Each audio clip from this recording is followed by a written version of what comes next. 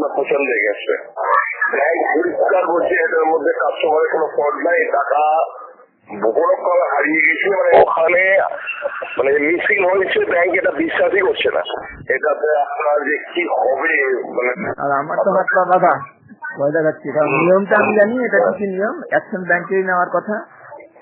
কিন্তু bank action তো দূরের কথা, পুরো আপনার এগেনস্টে কথা বলছে।